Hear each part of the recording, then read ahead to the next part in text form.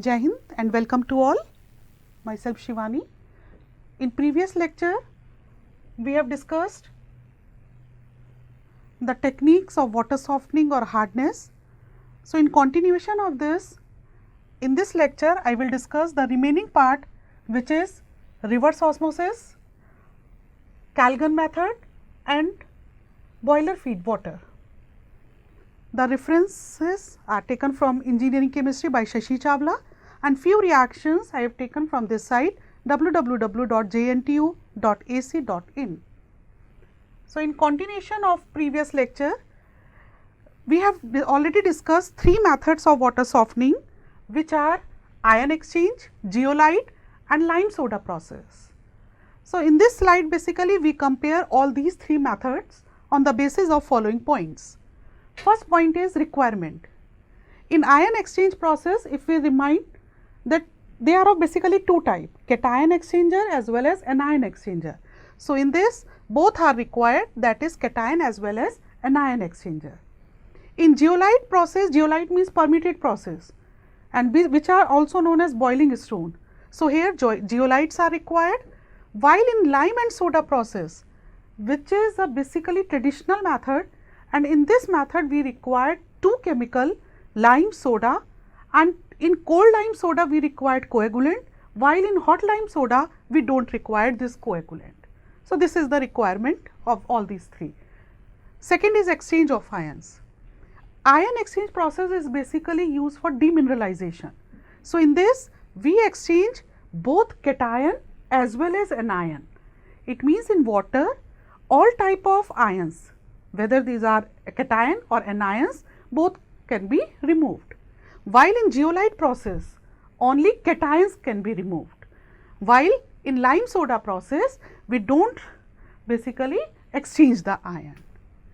Third is capital cost. Ion exchange process is very costly, so capital cost is very high, zeolite is high, but in lime soda process we required only container and two chemicals, lime and soda, whether depends on which type of methods we use. So, coagulant required. Raw water, which type of water should be there?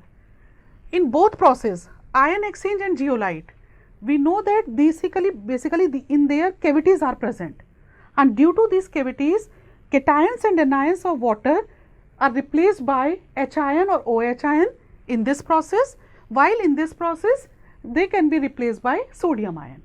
So, first important point is the raw water should not be turbid. If turbidity is there, then the exchange of ion will not take place. Same problem is there, water should not be turbid, while in lime soda process there is no such type of limitation. Second, this ion exchange method, in this both type of water means acidic or alkaline can be treated, while in zeolite process acidic water should not be there. If acidic water is there, the basically zeolites get dissolved. In lime soda process no such type of limitation. Prior knowledge of hardness not required. In zeolite again not required, while in lime soda process, since the calculated amount of lime soda should be there, so prior knowledge of hardness is essential. Residual hardness, here hardness can be removed up to 0 to 2 ppm. It means any type of hardness can be removed, and that is why this water, that is demineral water, is not basically potable water or not suitable for drinking purpose. In zeolite residual hardness is 0 to 15 ppm, while in lime soda process residual hardness is 15 to 50 ppm. Now, one another term is there. We know that in lime soda process lime and soda is basically added. So, after treatment there is a basic problem that treated water will have higher value of pH, that is it become alkaline. So, it is necessary to lower the pH to stabilize the water and prevent the deposition of carbonate, and for this purpose recarbonation is preferred. Recarbonation means addition of carbon dioxide. So, this process adds carbon dioxide to water after softening. Generally, enough carbon dioxide is added to reduce the pH of water from 10 to 8.7, because we know that we do not highly alkaline water is not suitable for drinking purpose. So, treated water, to lower the pH of treated water, carbon dioxide is added. So, the amount of carbon dioxide added is determined by using saturation index, and this index is basically Langelier index, Li. It is the common stabilization index, but in some cases, in some plants, instead of this Li, the reciprocal of Li is used, which is called Risner index. This Li index is expressed the pH of stabilization minus actual pH determined, that is pHs minus pH. And if this value is positive, it means scaling may be occur in pipes, and if this value is negative, it promote the corrosion. Now, next process of water softening, which is reverse osmosis. This method is basically used for desalination. Desalination means removal of dissolved solids or removal of salts, especially NaCl, from the brackish water or sea water is known as desalination.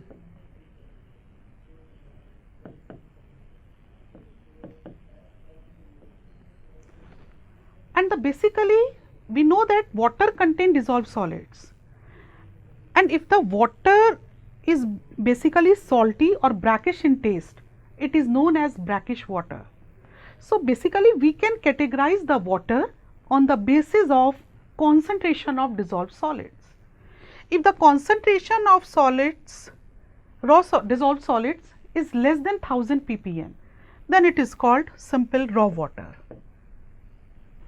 If concentration of dissolved solids is in between 1000 ppm to 35,000 ppm, then it is termed as brackish water.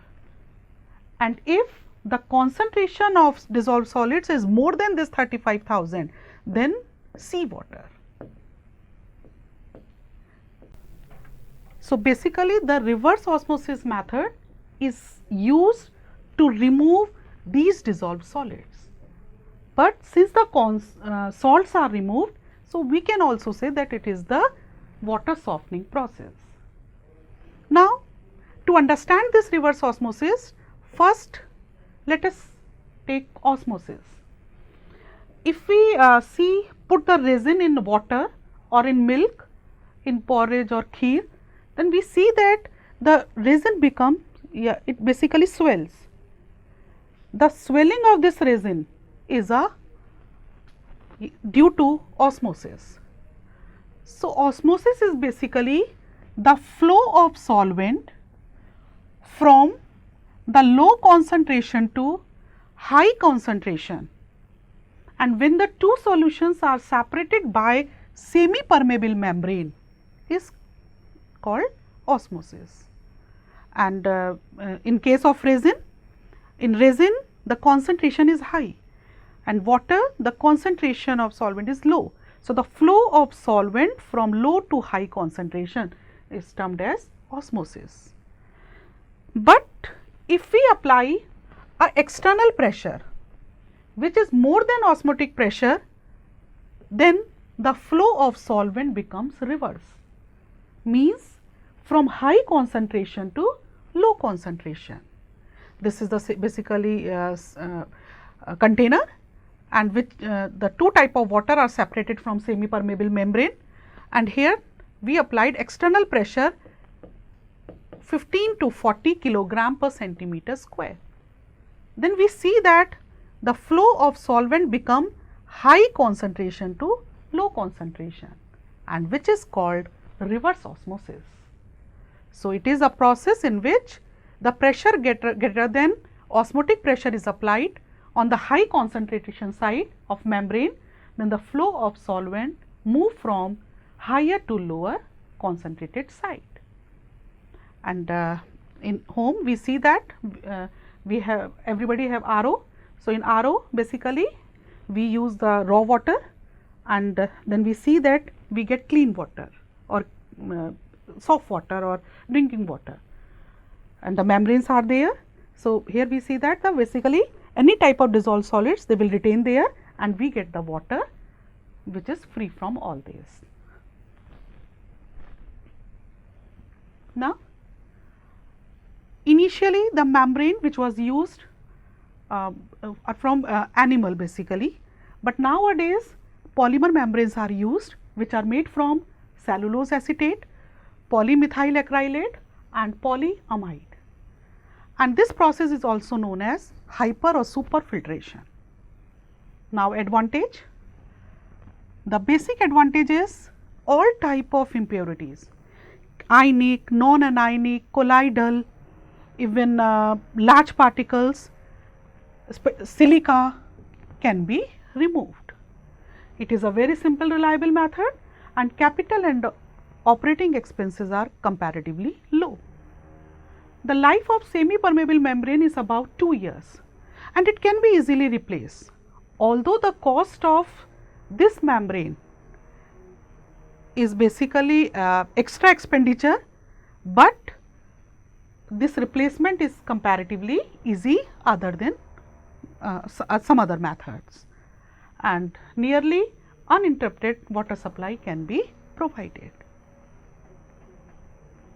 Now, next, the last topic of this water and its treatment is boiler feed water.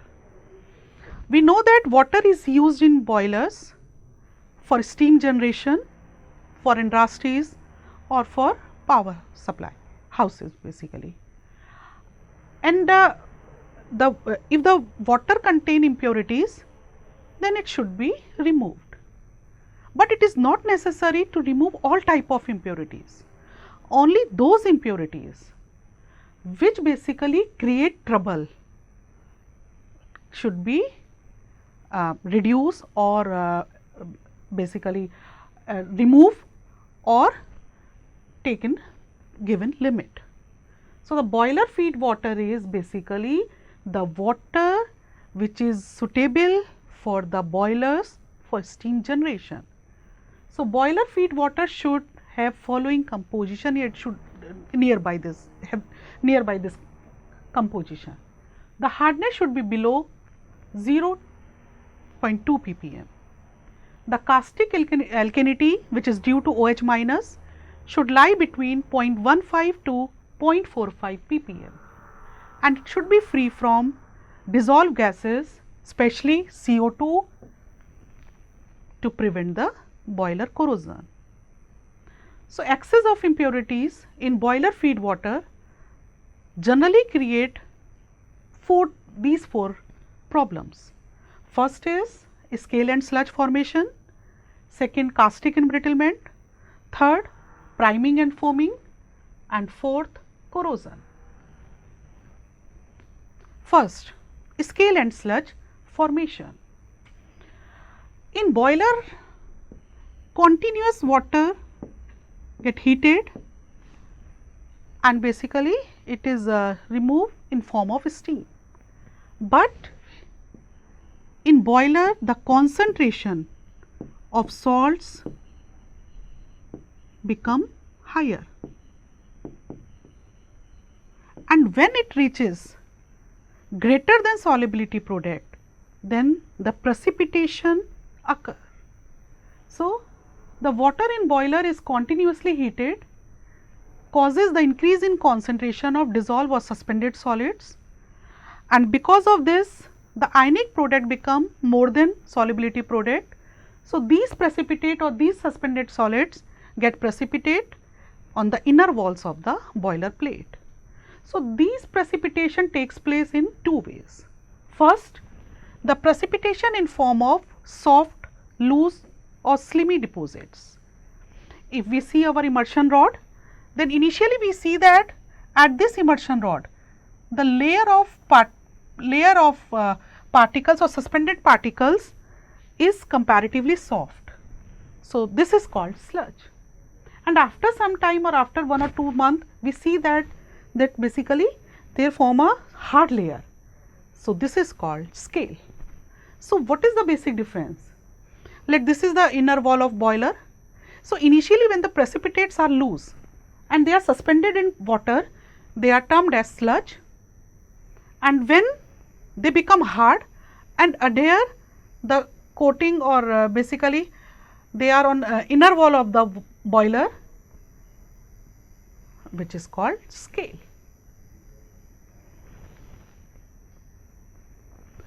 So, first let us sludge. The loose, slimy, muddy deposit on the boiler is called sludge, and sludge is mainly due to magnesium carbonate, magnesium sulphate, magnesium chloride and calcium chloride, and which have more and why we take this salt?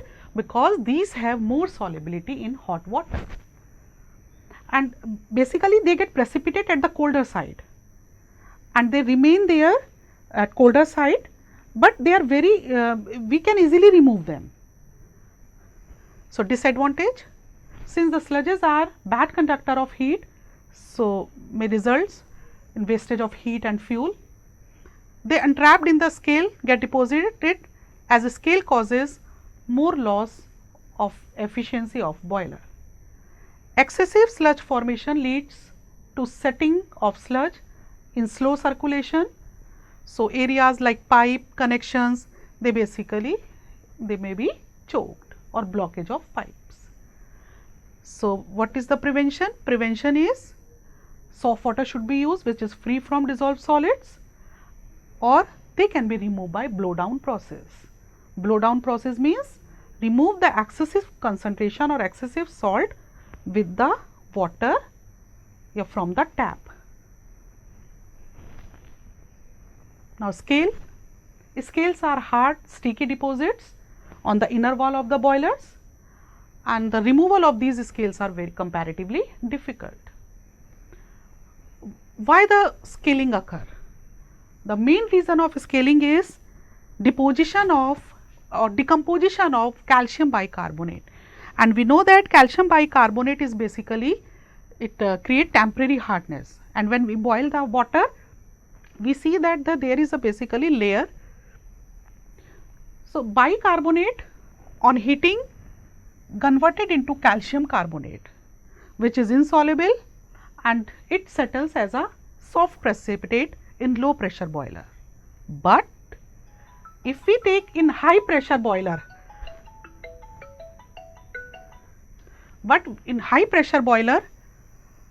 calcium carbonate, it form calcium hydroxide, CaCO3 plus water, which forms CaOH whole twice plus CO2, and this CaOH whole twice, it is comparatively to remove this calcium hydroxide, basically we apply some other chemicals or some other things. Second is calcium sulphate. The solubility of this calcium sulphate, it decreases with increase in temperature. It means in cold water it is soluble, while in superheated water or when we heat them, then it become less soluble and almost insoluble. So, the calcium sulphate in boiler water is precipitates out as hard scale whenever the temperature of boiler increases, and to basically this removal, the calcium sulphate precipitates removal is comparatively difficult, and the solubility decreases because of we can say more precipitation. Third is hydrolysis of magnesium salts, especially magnesium chloride. The dissolved magnesium chloride or magnesium salts present in water is precipitates as magnesium hydroxide at high temperature. And fourth, SiO2 present in water deposits as calcium silicates or magnesium silicates, and the deposits are comparatively hard. Now disadvantage, same, because these are bad conductors, so loss of heat and fuel, and due to scale formation we have to heat the boiler to high temperature, which cause the weakening of boiler material. Third, due to scale deposits, the choking of boiler is observed, and due to uneven heat they may develop the cracks or some pits in scale, and basically it may be at high pressure there may be a problem of explosion. Removal, first, if scales are soft they can be removed by rubbing or scraping, by giving thermal shocks done by heating to high temperature and suddenly cooling. The calcium carbonate scale is removed by washing with 5 to 10% HCl, and calcium sulphate is removed by EDTA solution. And fourth, blow down operation. Now caustic embrittlement. In water, if sodium carbonate is there, it may hydrolyze in NaOH, especially in high pressure boilers, and then NaOH formed, they concentrates or their concentration increases after long use, and these NaOH, it basically causes intergranular cracks on the boiler walls, especially at the stress points. The concentrated alkali is dissolved iron, or they get precipitate or they get deposit in form of sodium ferrate, Na2FeO2. Basically, suppose this is the thickness of boiler wall, and this is the basically some crack. Here the concentration of NaOH is comparatively high. So high concentrated area, that is Fe8 band with concentrated NaOH, it acts as NaOH, while the Fe part here from at this side, they basically bear dilute NaOH. So due to difference in concentration of NaOH, they form a concentration cell.